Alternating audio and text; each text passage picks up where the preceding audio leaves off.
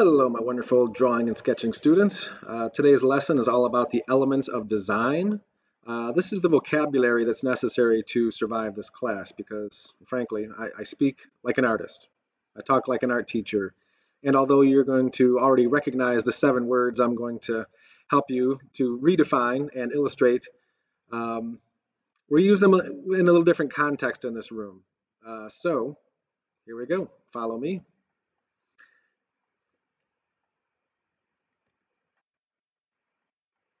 First, let's take a look at the elements of design. There's 7 of them, and this is a universally agreed upon thing. If you were in class in Fiji or in Alaska, art teachers unanimously are going to refer to line, shape, form, value, color, texture, and space as the 7 elements of art. So what I'd like you to do first is do this. In your sketchbook, I'd like you to divide this into 7 sections and write line, shape, form, texture, space, value, and color, just like that. I'll give you a little heads up. Here's how I'm going to do mine. I'm going to draw a line just above halfway, because dividing something in 7 can be a little difficult. All right, so now I've got space to divide this in half, and I can make 4 fairly even sections for the bottom, and 3 more near the top that are about the same. I'm going to leave a little space at the top for this title, The Elements of Art.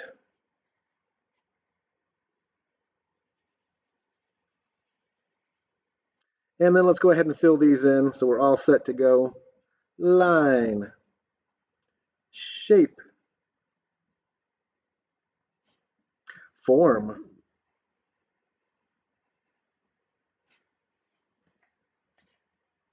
texture,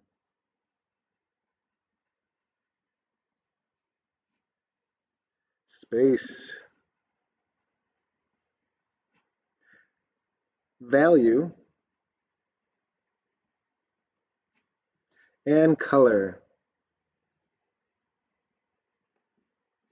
So we're going to go over each of these with just some really simple definitions. More importantly, some little sketches to make all of this clear.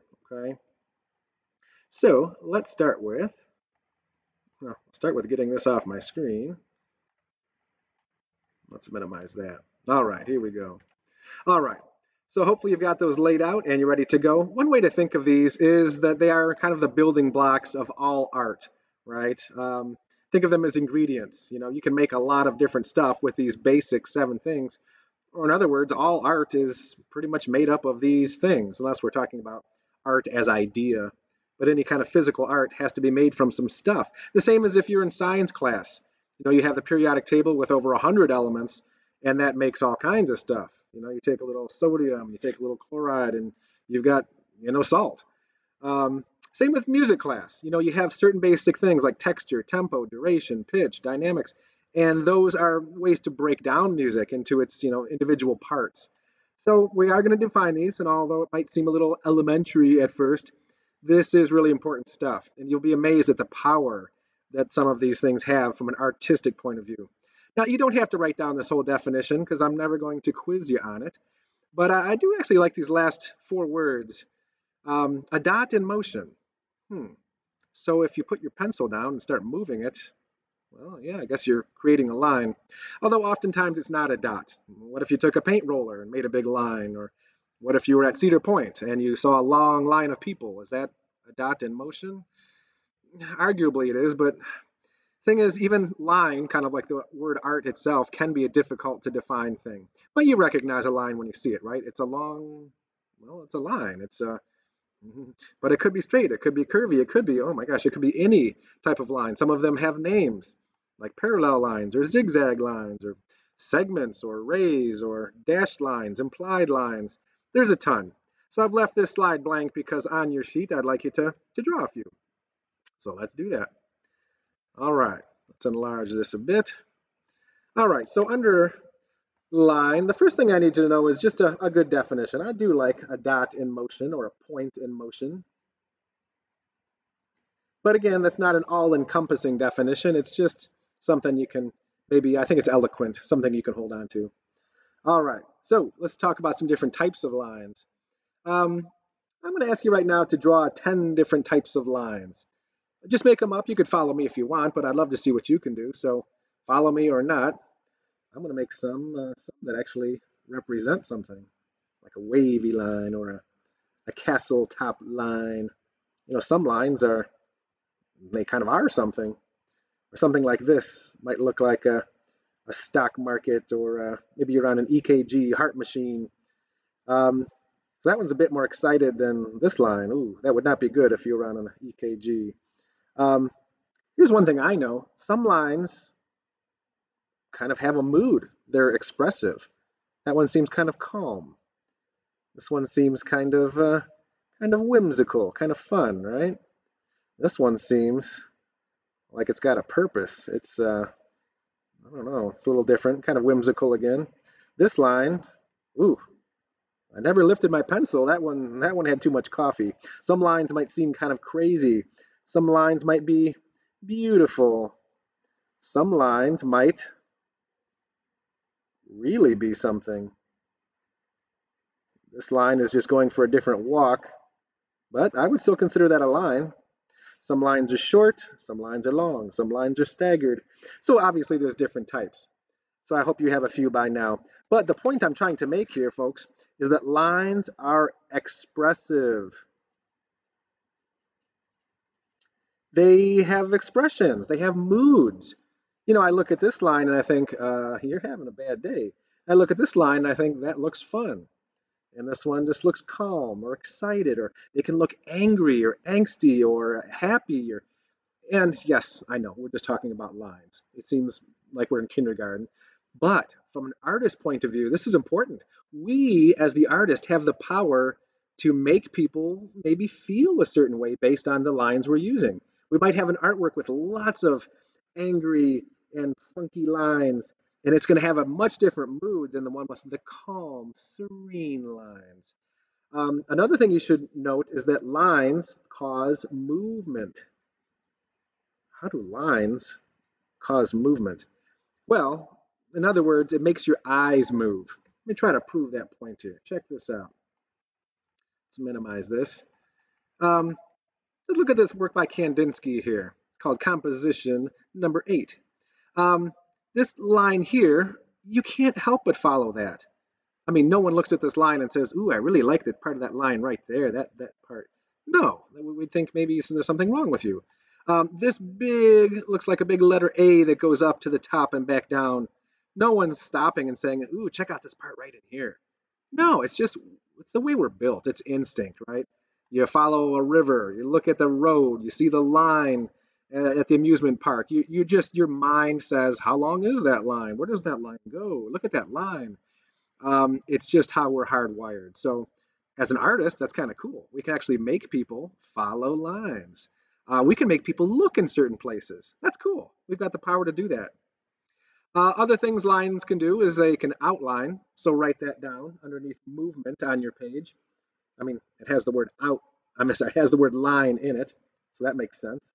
Um, but don't underestimate just the power of, say, an outline like a silhouette like this. It's just a line, right? Oh, big whoop. But let's take a closer look at this. This is a work that actually is very expressive and very deep and emotional. It's by an artist named Kara Walker. She's an American, African American. This is actually a scene, not to gross you out, but of a woman who has just cut her wrists with a razor. You can see that old-fashioned razor here, and blood coming out of both wrists, spurting out, and it's on the floor. I know, sorry, it's maybe almost breakfast or lunchtime for you, but um, and it's a touchy subject too. But the power of the line, so it's super important. Lines can make textures and patterns and designs and things like this, like henna and zentangling.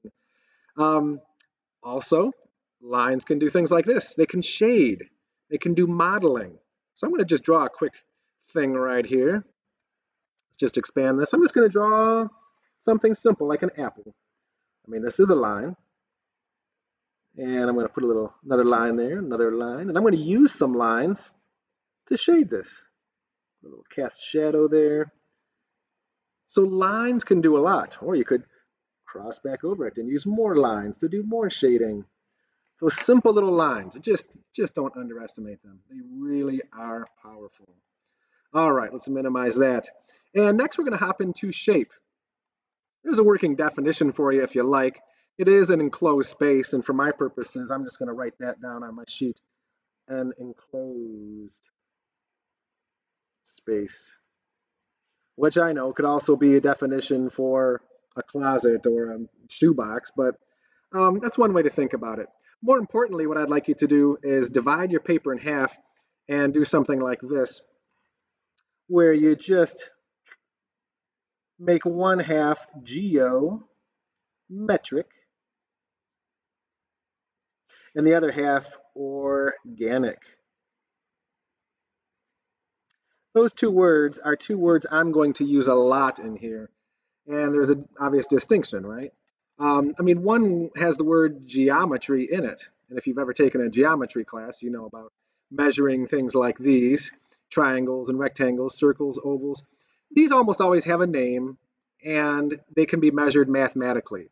You know, you can measure the length and the width or the area. So right now in your geometric section, will you just draw your favorite four? I'm drawing right now a square and a triangle and a circle, and I'm going to make a trapezoid because I can. And over in the organic side, will you just draw four more weird shapes? I mean, it could be things like, let's just bring up my, there we are. You know, it could be something recognizable that does have a name, like a hand or a cloud or a leaf. But it could just be some weird shape. I don't know what that is. Kind of looks like a rabbit or something that's a cloud shape. The point is, these, you're going to be hard pressed to find the length and width and area. They're organic. Now, I tell you these, and you should already know these two words, but when I talk about your artwork and I say I like those organic, shapes you've got there, I want you to know what I'm talking about, okay? We actually are going to do a whole unit in this class coming up soon, which is landscapes, and just about everything we draw is organic. So we're going to get good at drawing the organic stuff. We're going to do a whole nother unit in here called perspective drawing, where probably everything we draw, with little exception, is geometric. Okay, so some artists really go one way or another. Some artists do both. Like, check this out. Here's an artist named Pete Mondrian, pretty famous artist, and maybe you recognize this style of artwork. He was the one that made this famous, and you see these on t-shirts and coffee mugs and calendars. It's very iconic. But this is his early work. Same artist. This is his early work. This is his later work. In fact, if we put a bunch of his artwork together, we can see the slow progression of how he went from organic, like this tree, to what really put him on the map and made him famous, or I'm sorry, geometric work. So you can obviously see the connective tissue between any two of these. This still looks like a tree, but he's abstracting it a little bit, simplifying it into more geometric forms. These are similar. In fact, you can barely still make out with this kind of upward thrust here of the trunk and the, some branches up here that, yeah, we would still argue that kind of looks tree-like.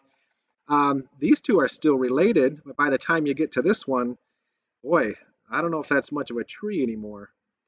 And then he gets to this stage, one of his early works, which to me reminds me of downtown New York or a subway map. There's just looks like lights and buses and cars and buildings.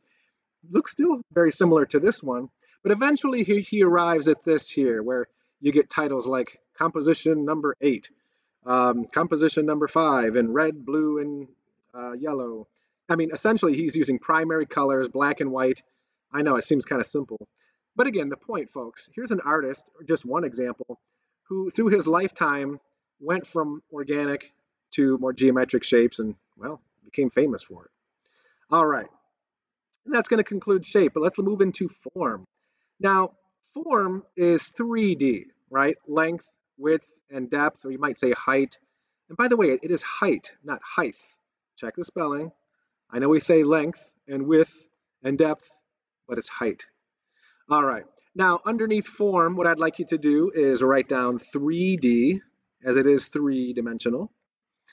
And maybe we ought to go back and put 2D right here, just to make clear that, of course, shapes are 2D, and form is 3D. And just like before, we are going to make some geometric ones and some organic ones. Let's take a closer look back at the presentation here. So for a definition, I mean, really, I think you get it. You could put the three-dimensionality of an object. That's a pretty good definition. Or just write down that's 3D. And you know this stuff. This shouldn't be any surprise to you, but we're not talking square now. That's a shape. This is a form. We're not talking triangle. We're talking cone or pyramid, that kind of thing. So underneath geometric, I'd like you to draw, let's just draw 3 of these. If you're not sure how to tackle those, how to make a good looking cube, well, you can follow me. Here we go. All right, so right here, I'm going to make myself a sphere. That's an easy enough one. Just a circle. Well, right now it's a circle. When you start shading this, or put a cast shadow on it, oh yeah. Now it kind of seems like it occupies a space. So it's 3D. Let's do another one. Let's do a pyramid. Just kind of making something that looks like an arrow. And then we'll connect the dots here. And just make one side darker. Maybe a little cast shadow coming off of there. And you've got a geometric one. Let's do a cube. You could start with a square. But let's send 3 lines this way. All about the same length, going the same direction. And then finish the top and the side. And let's shade this a little bit.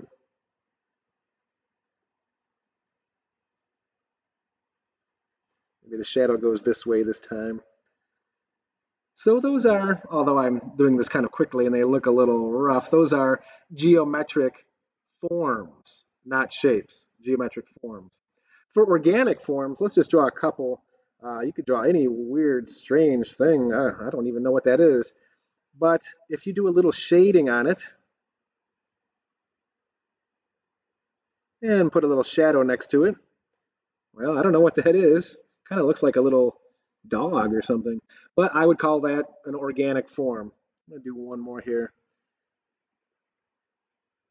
Might look like a little turd or something. Looks like a piece of lettuce or who knows what. I don't know what that is, but it kind of looks like an organic form. All right. So in here, our whole objective in drawing class is to try to fake people out and make things look like they're real forms, but really we're just implying that they're forms. For example, here we have a slide of an artist who has drawn a pair of hands that look like real hands. They're not real hands, okay?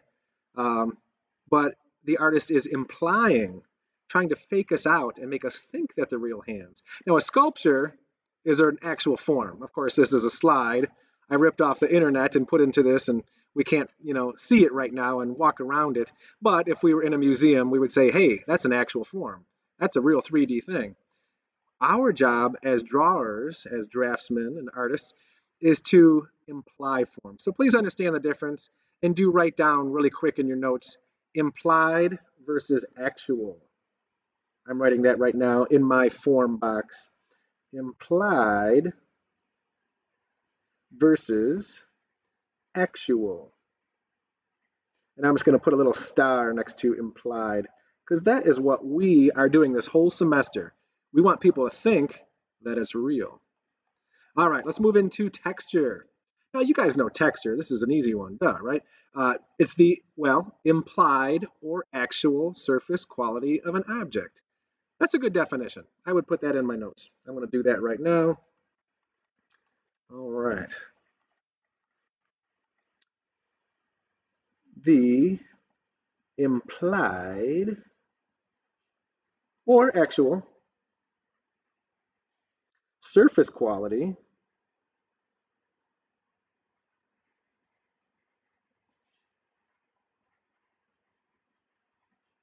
of an object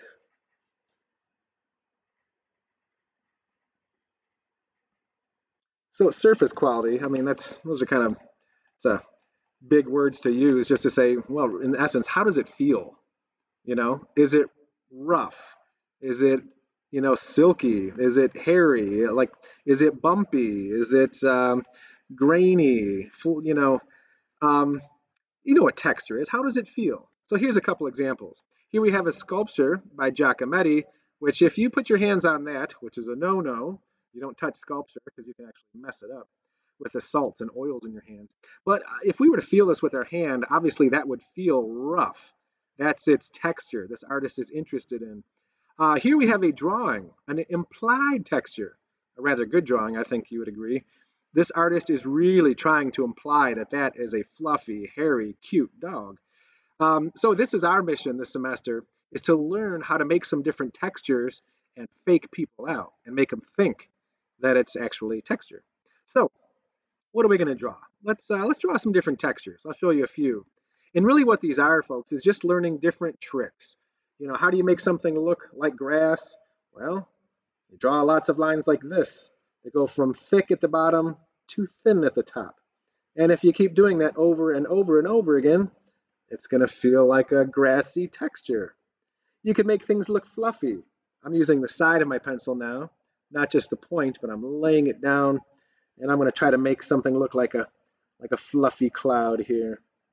So that's kind of a texture to make something look fluffy. Let's try one more. Here's a whole different technique. You could make something feel rough, like a sandy beach or a sidewalk.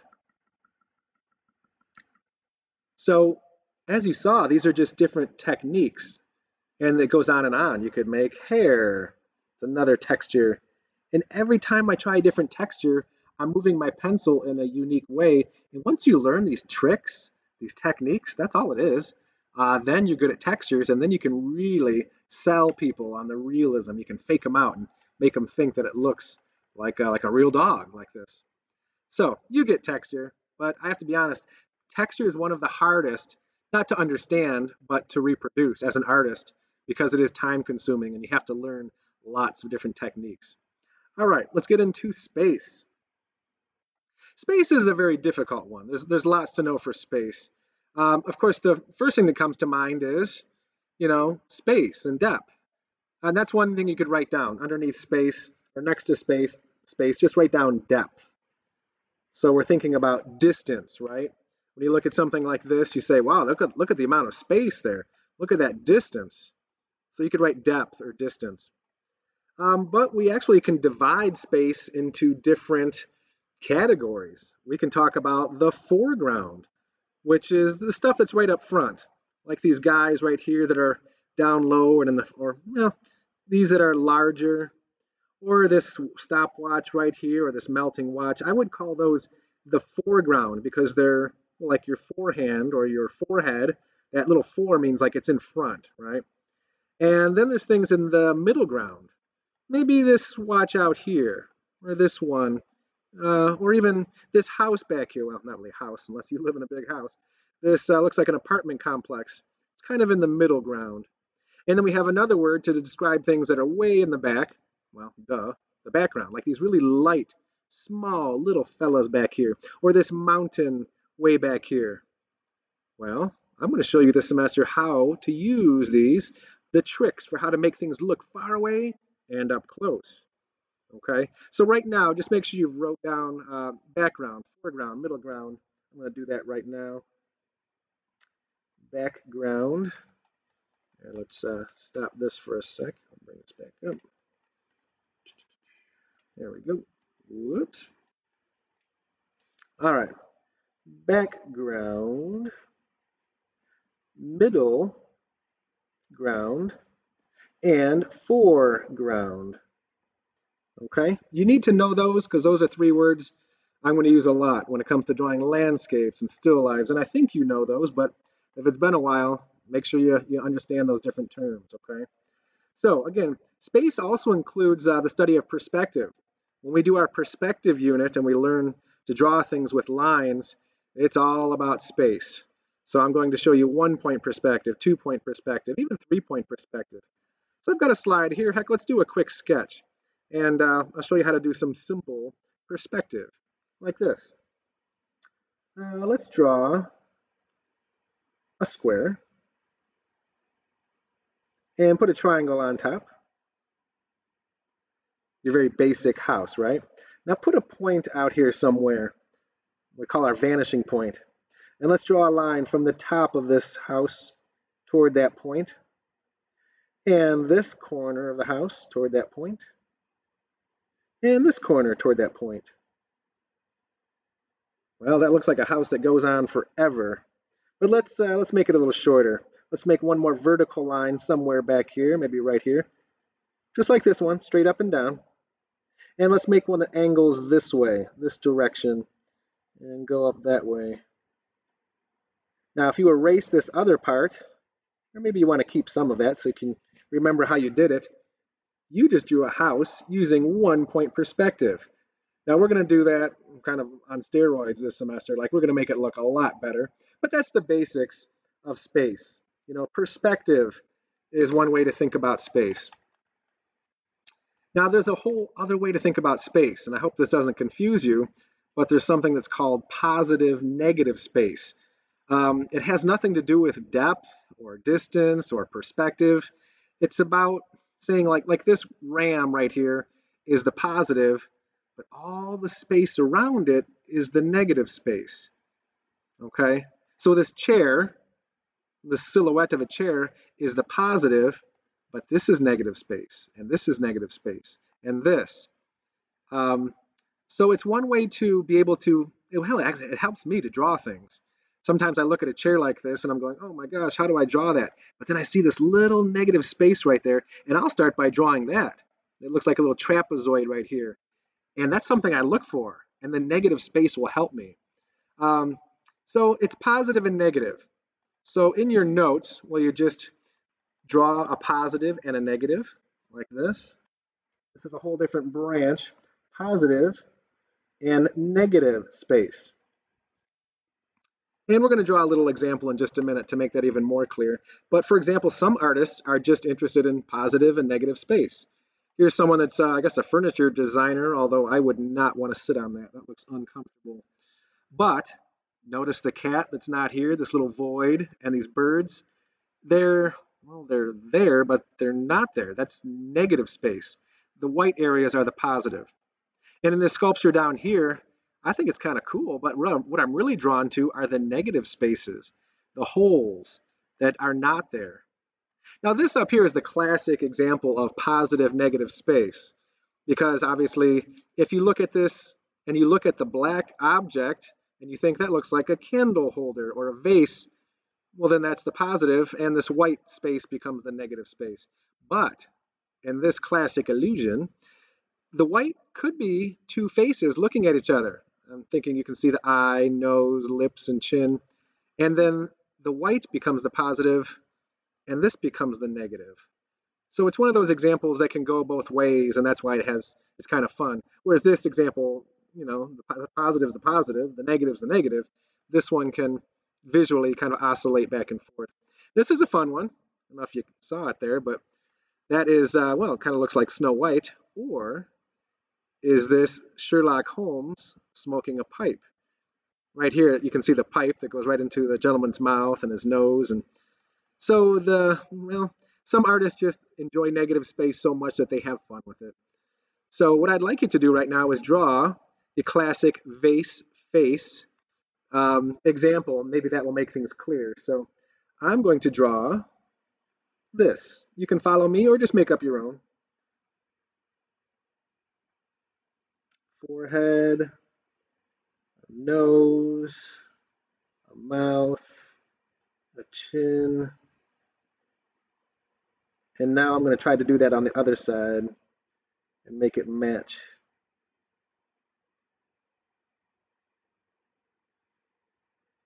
And I think I'll just color this in so it really looks like a positive.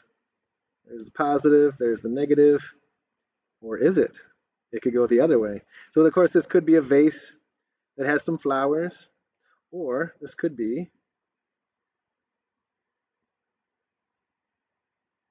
a face.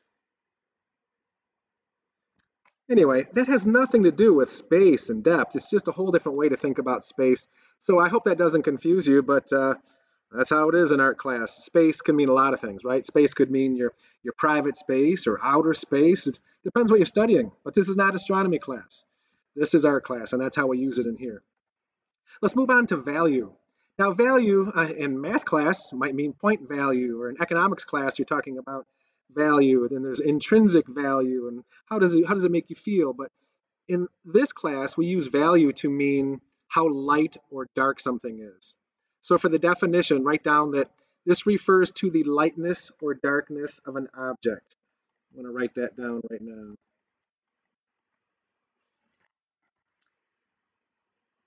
The lightness or darkness.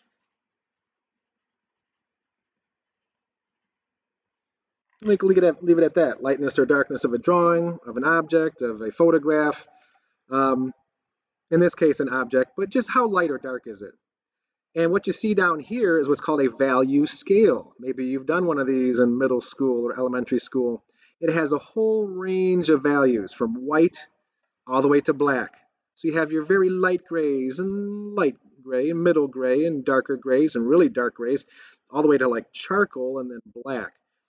If you have a range of values, it's going to make something look very realistic.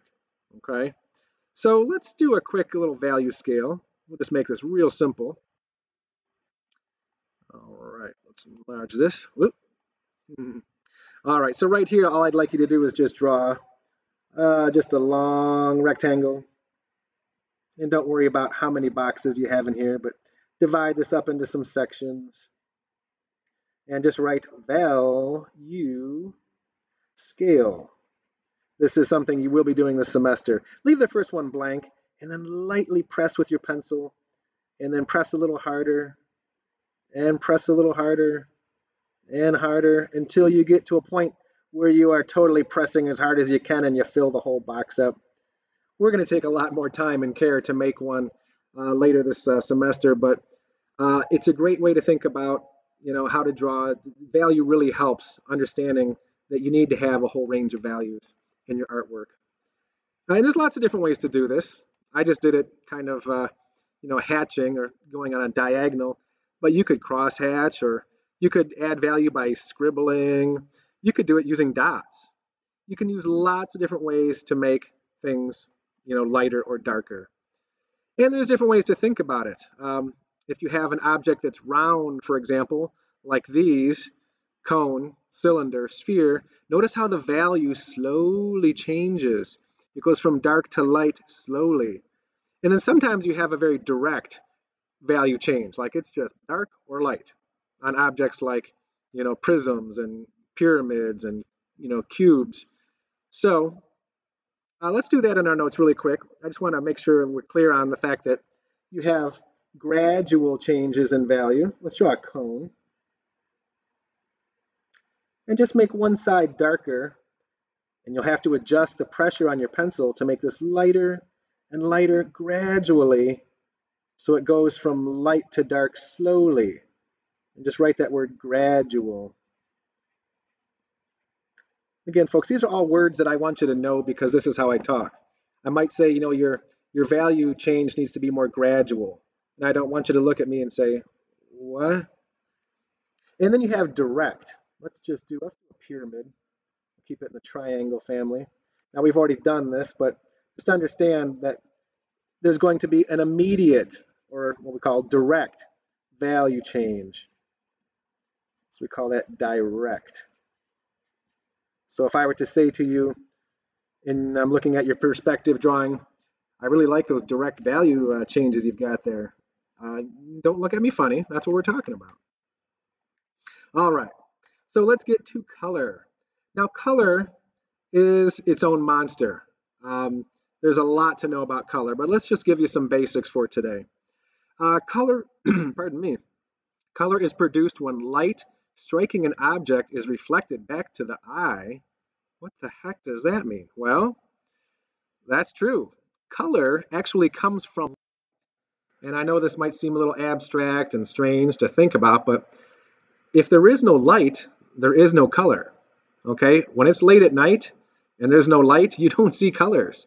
When you're fumbling around in your bedroom at midnight, you might have a little light coming through the window from the moon or something, but the color's gone. As soon as the light turns on, boom, there's color.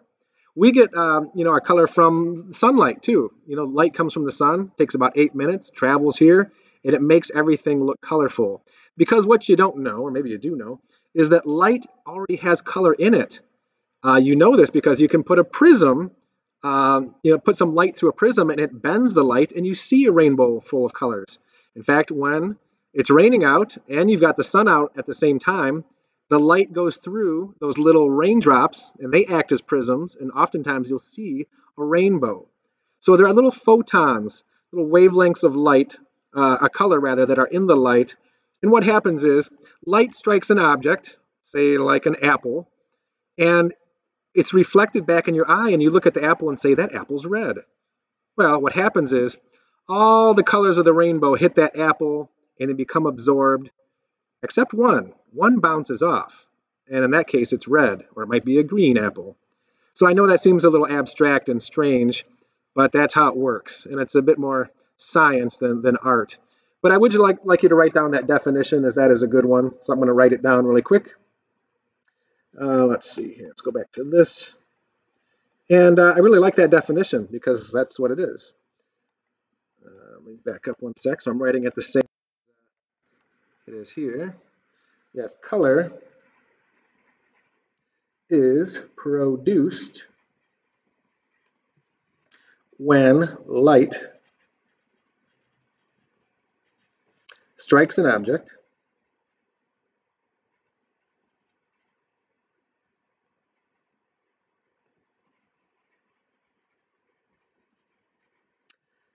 and is reflected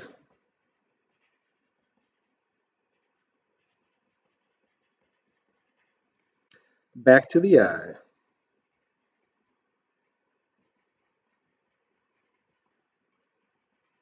All right, I've got that in my notes now. Let me show you that really quick. You can see my quick and sketchy writing. All right, but let's take a closer look at color.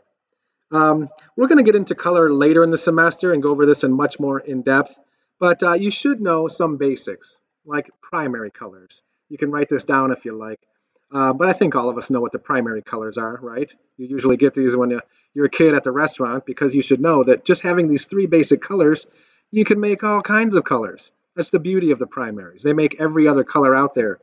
And another fun fact, you can't mix colors to make these. You can't like mix a couple colors and make red. You can start with red, but you're not going to mix different colors and make yellow. You can start with yellow, but good luck mixing something to make yellow. It's a primary. You can start with it. And then of course you should know secondary colors. They're kind of the second branch out. Once you have the primaries and you mix them, then you get orange and green, and well, some call it violet. I'm a purple guy. It makes purple or violet. And then there's, of course, another branch out. You can keep going. There's intermediate colors. So, you've got yellow and you've got green, your primary and your secondary, and then you can make a yellow-green, or what we might call chartreuse. All right. So you've got red, you've got a purple. You can make magenta or some color in between. So that's where we get these words like turquoise, for example. So you should really know your primary colors, your secondary colors, your intermediate colors, and of course you should know warm and cool colors. So please write down warm and cool. That just breaks the color wheel kind of in half. You think of things like, water or grass or things that are on the, the cool side, and then of course you have things like, the sun or fire or lava that are naturally, they seem warm. And the last one I'm going to go over is complementary colors. Complementary colors are opposites. So will you please write down complements or complementary? On a color wheel, they're across from each other. These colors can't be more different. They're so different that they make each other louder. You put, yellow next to purple, and purple will look more purpley, and yellow looks brighter. And they look good together. That's another thing I would note. Even our own Detroit Tigers know that orange and blue look good together. And Frosted Flakes uses that. And you have our Christmas colors. Also on a cereal box, Honey Smacks. And colors like this, if you can picture the LA Lakers or Planet Fitness, or there's certain sports teams and foods that will use these colors because they look good together and they make each other look more impressive. So hopefully you have that in your notes and you just got 25 points. That's it for today. The next one is the principles of art.